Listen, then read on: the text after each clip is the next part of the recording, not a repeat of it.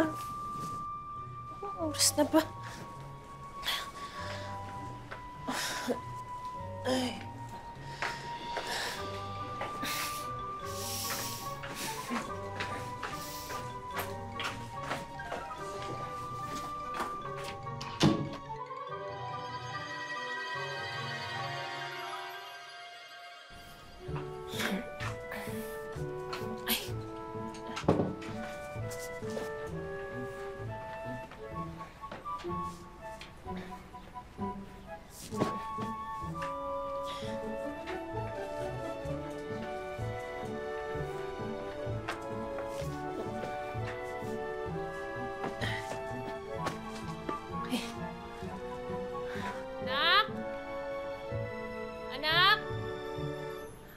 Ako naman, sabi ko, ligpitin pagkatapos laruin eh. Talaga?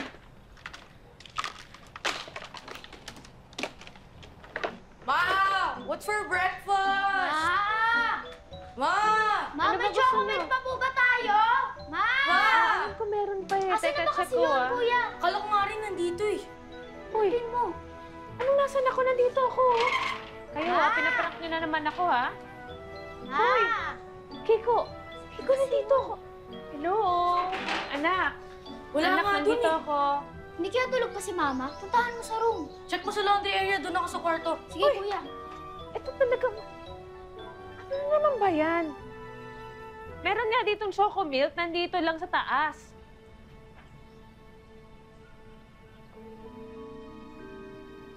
Hala. Ano nangyari? Ba't wala ako? Hala. Hala. Patay na ba ako?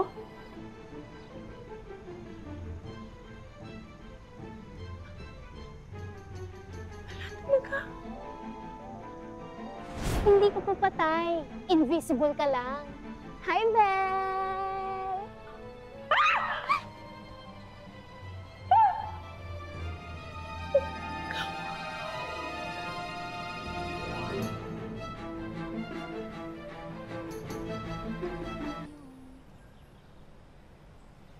Paano nangyaring invisible ako? Gawa ko nga. Kasi pinahiram ko sa'yo yung magical hat ko. Hindi basta-basta natatanggal yan. Magical nga eh. At saka, hindi ka lang basta invisible ah. Hindi ka rin nila maririnig, Belle. Ha? Pero bakit mo nga ginawa sa akin to? Teka, doon ka pa nakatira sa punso?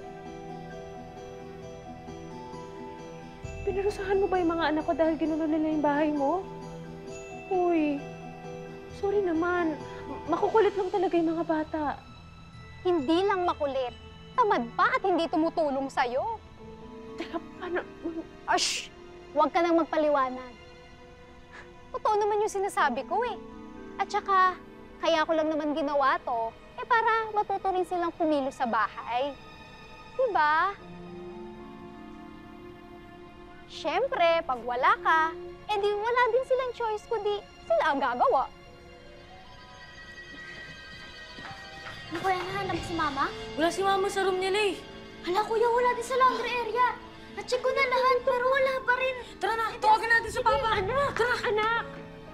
Nandito ako!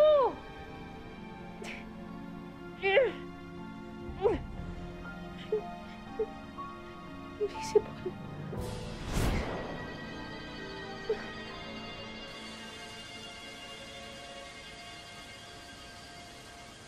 How can you say that your mom is gone?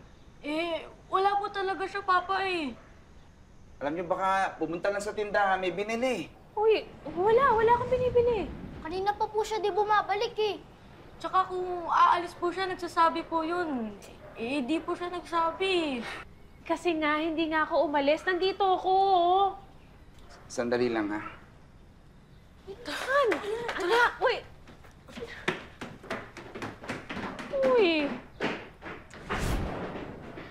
Tingting, ibalik mo na ako sa dati. Nope. Hindi pa nga time para dyan. Nag-aalala na yung pamilya ko. Sige na naman, please. Hindi pa nga pwede. Basta't hanggat hindi pa natututo yung mga anak mo, mananatili kang invisible, Belle. Wow! Invisible Bell. Invisible. Uy, bagay sa'yo ah. Invisible.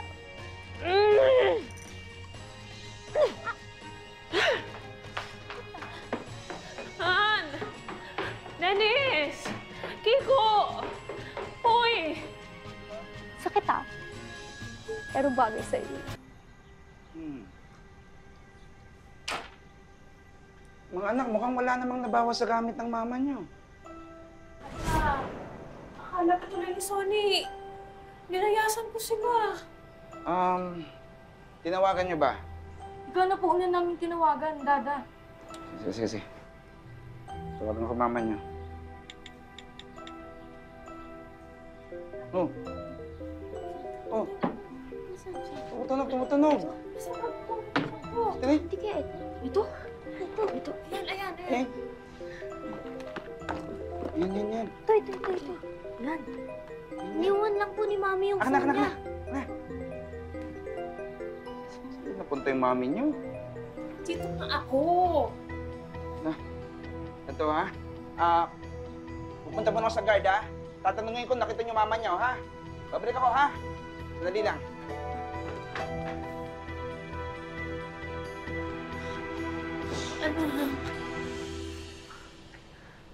Kuya, hindi kaya galit pa rin sa atin si Mama kaya siya umalis.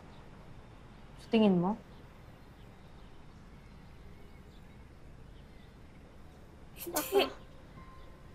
Hindi ako galit sa inyo, mga anak. Tara, samahan na lang natin si Papa doon sa Hindi, wag. Kasi sabi ni Dada, hintayin daw natin siya dito.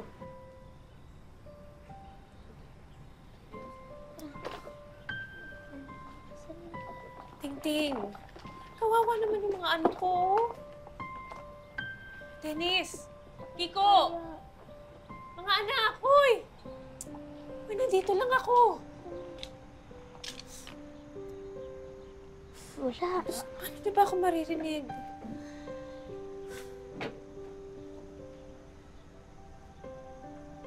Tagal ni Dada. Ano kaya pagbalik?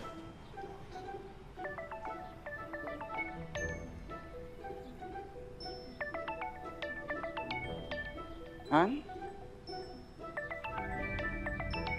Dennis, Kiko! Hawak niyo ba yung phone ng mama niyo? Hindi po!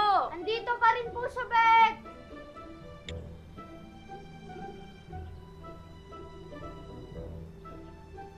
Tumatawag siya sa akin ngayon eh. Ha?